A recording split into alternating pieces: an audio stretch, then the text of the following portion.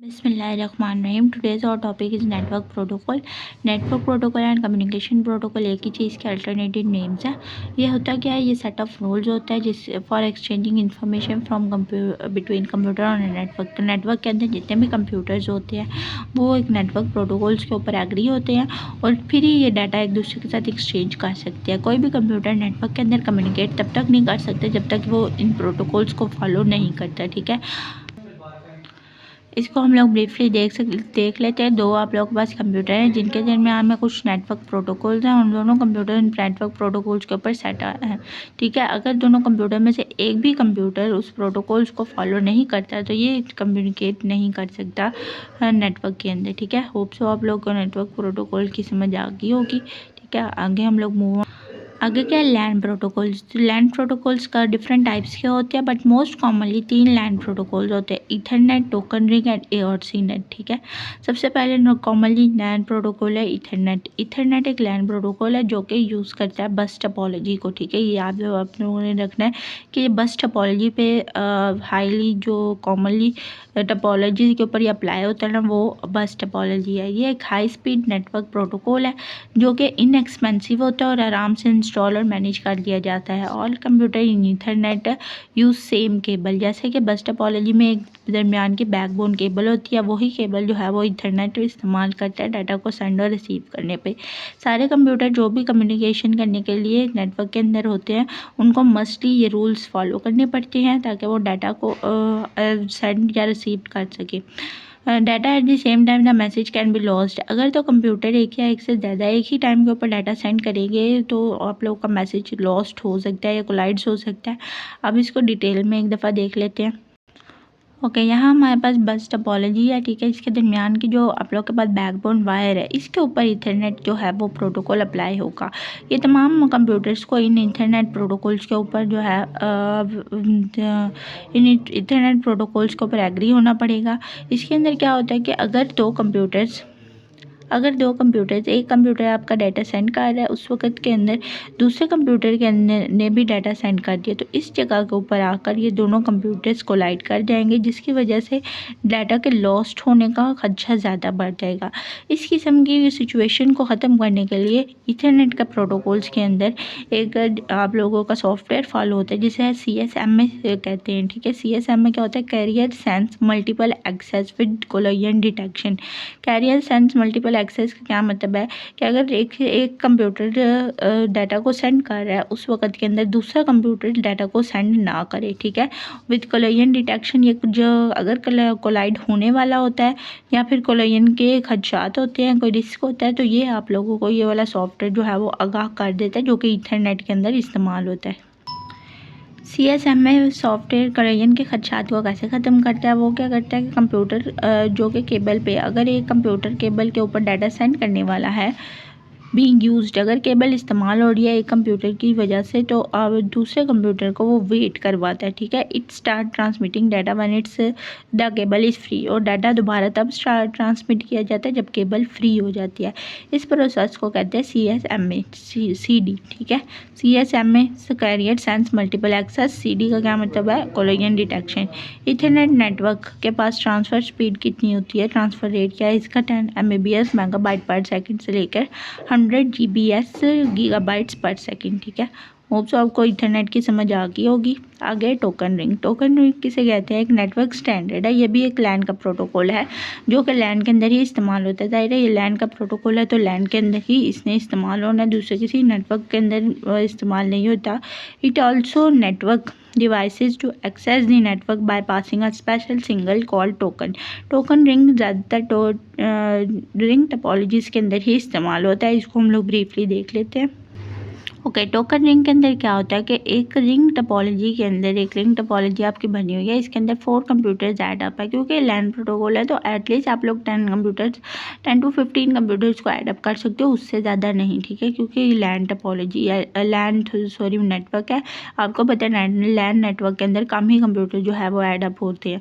आगे token ring का क्या है, आप लोगों के पास टोकन रिंग एक किस्म का टिकट होता है, ठीक है। फॉर एग्जांपल अगर इसके पास टोकन रिंग है, इसके पास वो टिकट है, तो ये डाटा सेंड कर सकता है नेटवर्क के अंदर। अदरवाइज इसके पास अगर ये टोकन रिंग नहीं है तो ये नेटवर्क के अंदर डाटा सेंड नहीं कर सकता। जब ये डाटा टोकन रिंग से सेंड कर देगा तो ये टोकन रिंग ऑटोमेटिकली अगले डिवाइस के पास जो है वो शिफ्ट हो जाएगी। और अगर इसने डाटा, फॉर एग्जांपल से ये आप लोग का नोड नंबर 1 है,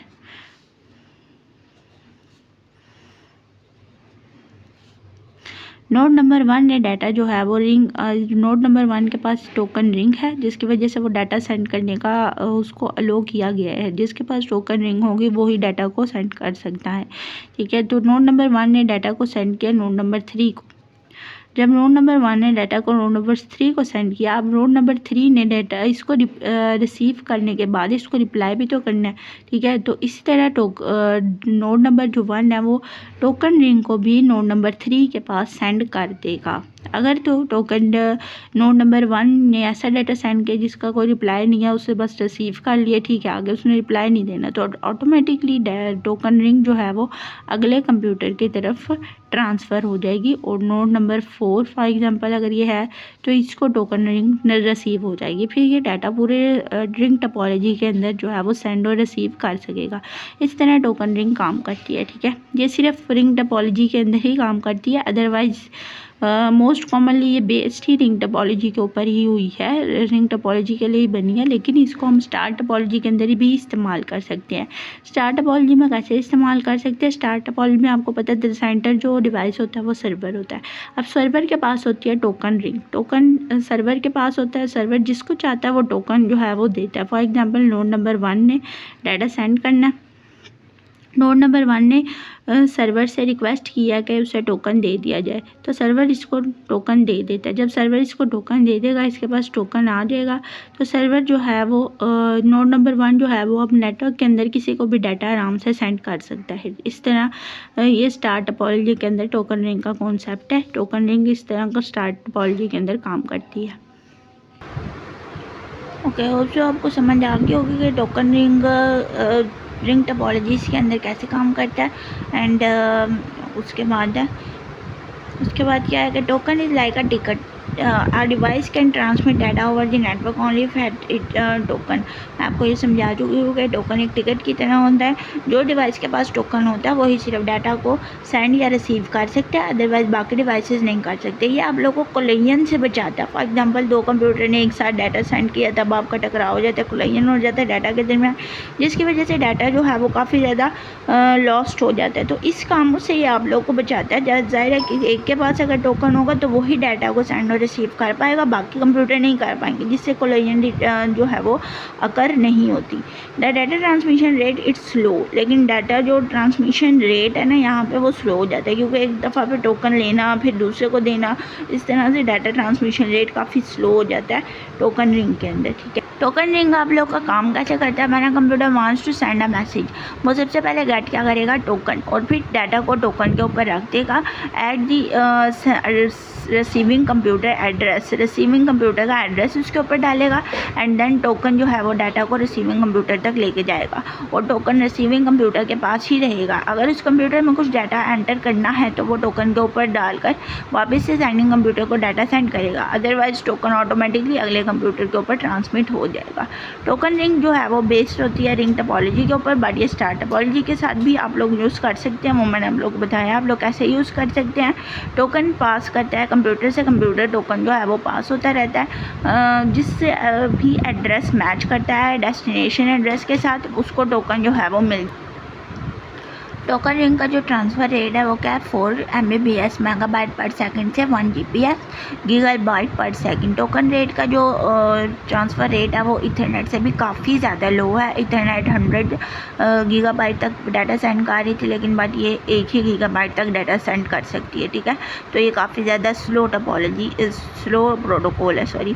ARC नेट क्या है? Attached resource computer network. ये एक लैन प्रोटोकॉल है जो कि 1977 के अंदर इंट्रोड्यूस हुआ है। अब ये क्या क्या यूज़ करती है, ये ट्विस्टेड पेयर केबल पे भी अप्लाई हो सकता है, कोएक्सियल केबल्स पे भी एंड फाइबर ऑप्टिक केबल पे भी अप्लाई कर सकते हैं।